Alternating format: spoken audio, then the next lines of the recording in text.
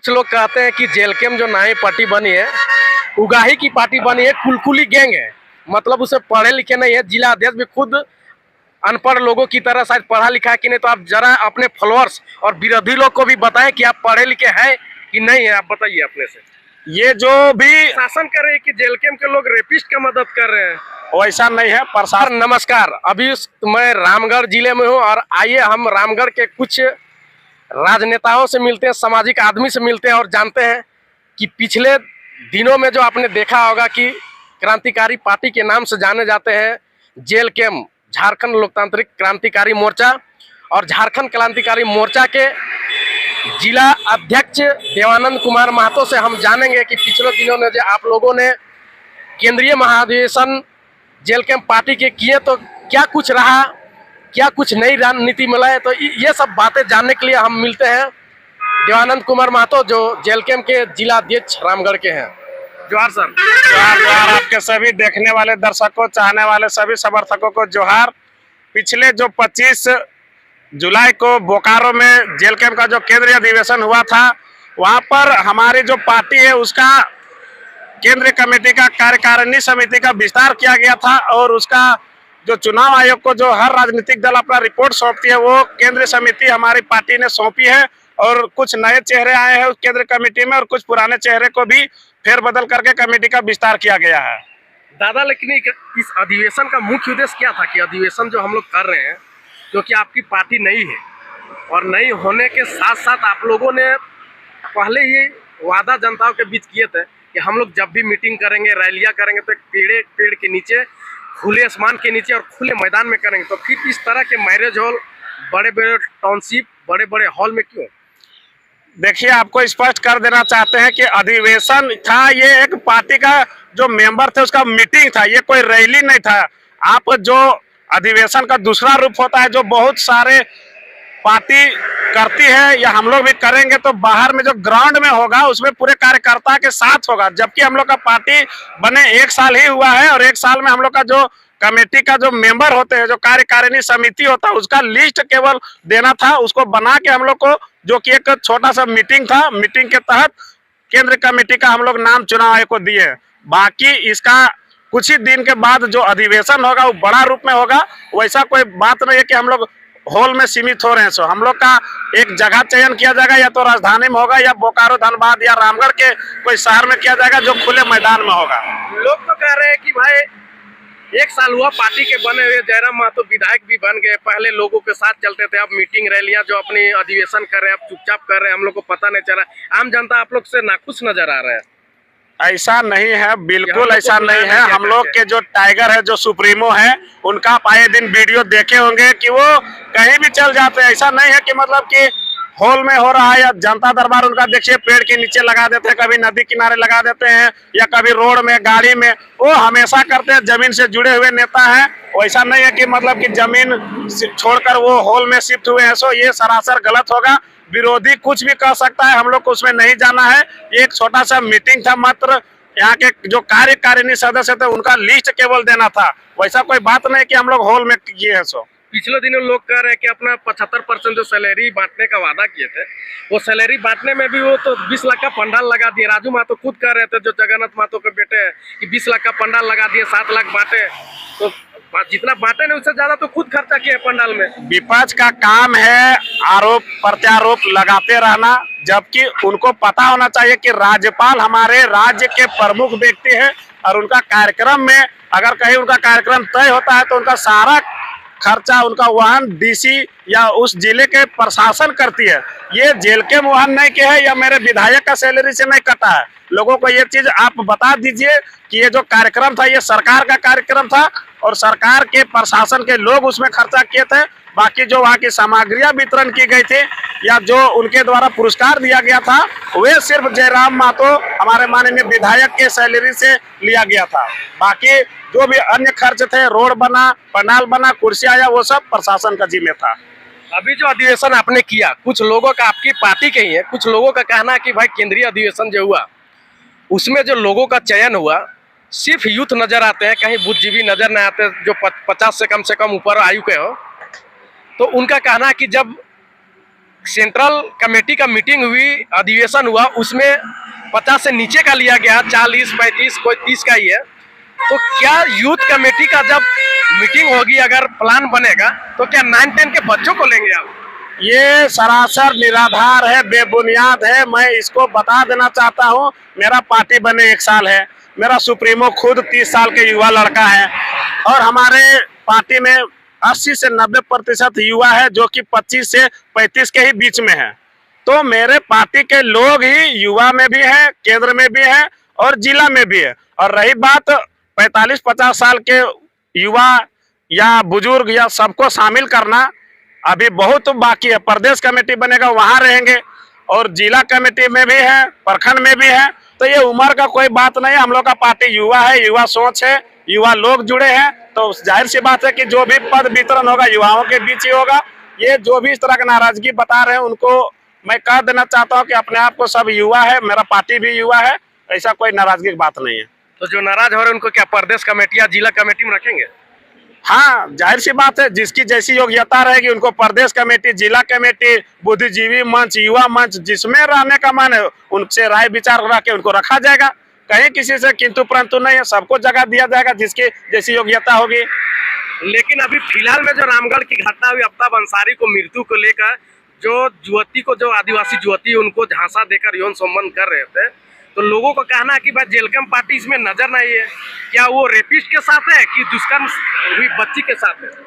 ऐसा कहना अनुचित होगा। मेरी पार्टी जिला के अंदर या राज्य के अंदर जहां भी गलत होता है वहां खड़ा रहती है। आपको सदर के सामने का शायद वीडियो नहीं पता होगा, मेरे जेलकम के कार्यकर्ताओं ने ट्रामा सेंटर के बाहर, यहाँ पोस्टमार्टम हाउस के बाहर कांग्रेस के साथ पूरा नोकझोंक हुआ था, प्रशासन के साथ भी थे। हम लोग भी प्रशासन से सवाल किए थे कि ये घटना को सबके सामने रखिए। ऐसा नहीं है कि हम लोग चुप है, हम लोग हर शोषण, हर बुराई के खिलाफ है और हर पीड़िता के साथ है। हम लोग उसको जब तक न्याय नहीं मिलेगा उसके साथ है। प्रशासन कर रहे हैं कि जेलकम के लोग रेपिस्ट का मदद कर रहे हैं, वैसा नहीं है। प्रशासन तरफ से अगर उस तरह का आया होगा तो वो अपना नाकामी छिपाने के लिए ऐसा किया होगा। हम लोग किसी के साथ नहीं है, जो गलत है उसके विपरीत हम लोग हैं। सब कहना था कि भाई सबके साथ रहता तो आदिवासी युवती के पास भी पहुंचते। मेरा संगठन का लोग कल गया है, आप पता कर लीजिए, पतरातू की टीम पूरे मेरे है उसके घर गई थी। बेदिया समाज के लोग भी गए थे, वो लड़की बेदिया समाज की थी। आज सुबह ही हम उससे बात किए हैं, उसका परिजन से मेरा कार्यकर्ता मिल के आया है। वैसा कोई बात नहीं, हम लोग हर गलत के खिलाफ हैं। अच्छा, कल के दिनों में जो एक नया गोला में जो घटना देखने को मिली है, फिर मुस्लिम युवक ने एक ठाकुर जाति के लड़की को भगा के ले गए, उसमें आप क्या कहेंगे?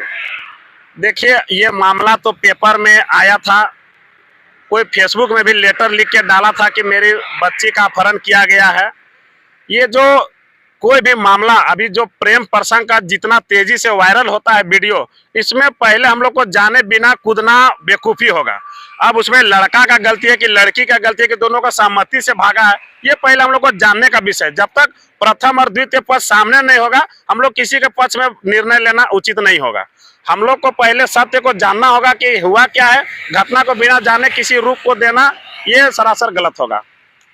दादा, आपसे एक लास्ट सवाल रहेगा। सवाल ये है कि कुछ लोग कहते हैं कि जेलकम जो नई पार्टी बनी है, उगाही की पार्टी बनी है, कुलकुली गैंग है, मतलब उसे पढ़े लिखे नहीं है। जिला अध्यक्ष भी खुद अनपढ़ लोगों की तरह शायद पढ़ा लिखा है कि नहीं। तो आप जरा अपने फॉलोअर्स और विरोधी लोग को भी बताएं कि आप पढ़े लिखे हैं कि नहीं है, आप बताइए अपने से। ये जो भी आरोप लगाते हैं विपक्ष के लोग या कोई भी संगठन के लोग कि उन लोग हुलहुली गैंग है, कुलकुली गैंग है, अनपढ़ है, तो उन लोग को मैं बता देना चाहता हूं कि मेरा केंद्र से लेकर जिला प्रखंड के जितने भी पदाधिकारी है, अगर उनका योग्यता एक तरफ रखा जाए तो बाकी देश के जितना पार्टी है उन लोग का योग्यता हम लोग के सामने कम पड़ेगा। तो बबलू महतो टेबल टॉक के लिए तो आपको बुला रहे हैं। बबलू महतो टेबल टॉक से वो मतलब मीडिया में आके बोलेगा कि हम टेबल टॉक के लिए तैयार, तो उसके लिए हर कोई तैयार थोड़ी ना है, हर कोई आजवार थोड़ी ना बैठा है। वो बेकार में खाली समय में बैठा होगा तो बोल दिया होगा। मैं खुद का अपना बता देता हूं, मेरा योग्यता, मेरा पीजी राजनीति शास्त्र से है, बीएड है, नेट पास किए हैं, लेक्चरर हैं, अभी वकालत कर रहे हैं, मेरा लास्ट सेमेस्टर बाकी है, तो और कितना डिग्री उसको बताएंगे। रही बात मेरा सुप्रीमो का, पीएचडी उनका 5-6 महीना के अंदर हो जाएगा, वो एक पीएचडी हो जाएंगे। मेरे जिले के महासचिव डॉक्टर राजेश महतो, वो भी पीएचडी किए हुए हैं। मेरा उदय मेहता लॉ किया हुआ है, पीजी किए हुए हैं। ऐसे कितने व्यक्ति हैं यहाँ पर। मुकेश मनोज यादव उनका भी लो है, पीजी है। मोतीलाल दास उनका भी पीजी है। मतलब मेरा संगठन में मैक्सिमम आपको मास्टर डिग्री, बैचलर डिग्री के लोग मिलेंगे। ऐसा आपका कहना है कि 90% हमारे पार्टी में पढ़े लिखे हैं। बिल्कुल, मेरा पार्टी में पढ़े लिखे लोग हैं, और पढ़े लिखे लोग जब एकजुट हो जाते हैं, सवाल उठाने लगते हैं, तो वो विरोधियों को पसीना छूट जाता है। उन लोग नहीं सकने लगते हैं तो हुलहुली गैंग या छुलछुली गैंग, जो गैंग कहना है उन लोग के मन में जो आता है, जितना जिसका सोच उतना सोच पाते हैं। हम लोग उससे ऊपर सोचते हैं तो हम लोग उन लोग को कुछ नहीं बोल पाते। बाकी क्या है उन लोग का नहीं है, सब जान रहा है। हम लोग को किसी के बारे में कुछ कमेंट नहीं करना है, और ना ही किसी को हम लोग को कुछ कहना है। देवानंद जी, आपसे लास्ट सवाल रहेगा, क्या आप बताएंगे कि अपने जीवन में जो अभी जिला अध्यक्ष इतने कम उम्र में ही बन गए, तो क्या आप लोगों अपने फॉलोअर्स को बताएंगे कि आपकी जो राजनीति के कैरियर कहाँ से शुरू है, कहाँ से राजनीति के शुरू किए, या आपकी प्रारंभिक शिक्षा कैसे हुई कि आप राजनीतिक क्षेत्रों में कूद पड़े? सबसे पहले तो मैं आपको बता देना चाहता हूं कि मैं भी रांची कोई सपना लेके गया था कि मैं भी पढ़ लिख कर राज्य के लिए कुछ या अपने लिए एक बढ़िया सा नौकरी लेंगे और माँ बाप को सेवा करेंगे, या अपना जीवन का खुशियां बांटेंगे और या अपना जीवन को आगे बढ़ाएंगे। लेकिन जब रांची के राजधानी में गलियों में मैंने जब देखा कि लोग ट्यूशन पढ़ा के, कैटरिंग करके, मजदूरी करके, पार्ट टाइम जॉब करके अगर कोई तैयारी कर रहा है, और उसके साथ जब गलत नीति का वे शिकार हुए, कुछ लोगों को सरकार एक बार वैकेंसी टीचर का निकाला तो उसमें सब्जेक्ट कंबाइंड मांग दिया। अब बीएड बहुत कोई जमीन बेच के, नौकरी करके, लोन लेके बीएड किया, अब उसको सब्जेक्ट कॉम्बिनेशन मांग दिया कि हिस्ट्री के साथ पॉलिटी होना चाहिए, बायो के साथ केमिस्ट्री होना चाहिए, तो फिजिक्स के साथ मैथ्स होना चाहिए। तो आप पढ़ाने से पहले इस तरह का नीति नहीं बताते हैं, और जब लिखती आता है तो आप बोल देते हैं कि ये होना चाहिए। तो जो बीएड किया वो तो चल गया।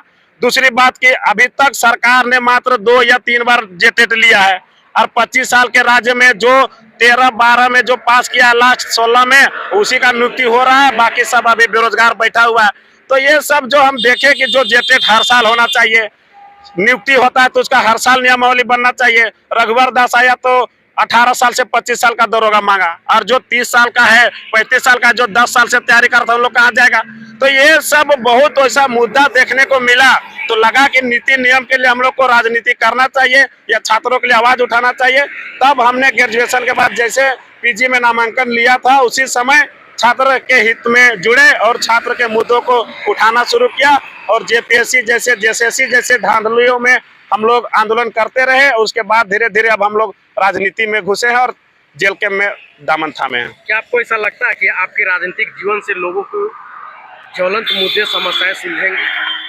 हम लोग को लगता ही नहीं है। अब लोगों को विश्वास होने लगा है कि अगर झारखंड का कोई आवाज उठा रहा है, झारखंड का कोई आवाज बन रहा है, तो तेजी से उभरता हुआ कोई पार्टी है तो जेल के में है। अभी झारखंड के अंदर कोई भी फैक्ट्री में, कोई भी इंस्टीट्यूशन में, कोई भी ऑफिस में, अगर कोई भी मैनेजमेंट में अगर कहीं शोषण होता है, किसी के साथ गलत होता है, सबसे पहले जेल के में खड़ा होता है। चाहे जमीन का मामला हो, उद्योग का मामला हो, मजदूर का मामला हो, कहीं भी मामला हो, सबसे पहले जेल के में खड़ा हो रहा है और उसका निष्पादन भी कर रहा है और लोगों को न्याय भी दिला रहा है। और हम जब से रामगढ़ जिला का कमान संभाले हैं और रामगढ़ में जब से हम लोग अगुवाई कर रहे हैं, अब तक हम लोग 25 से 30 करोड़ के बीच में लोगों को हम लोग मुआवजा दिलाए हैं, और ना जाने 50 लोगों को हम लोग मदद पहुंचाए हैं डायरेक्ट वे में।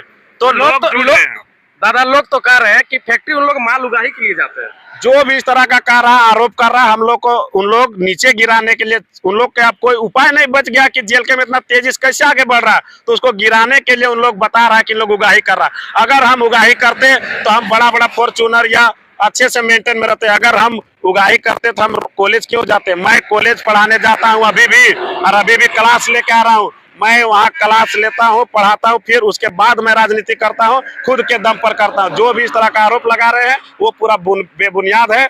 मैं किसी उगाही को समर्थन नहीं कर रहा हूँ, और ना ही मेरा पार्टी इस तरह का कभी कर रहा है। लोग कह रहे हैं कि दुलमी प्रखंड क्यों नहीं जाते, वहाँ कृषि प्रधान एरिया है। लोगों को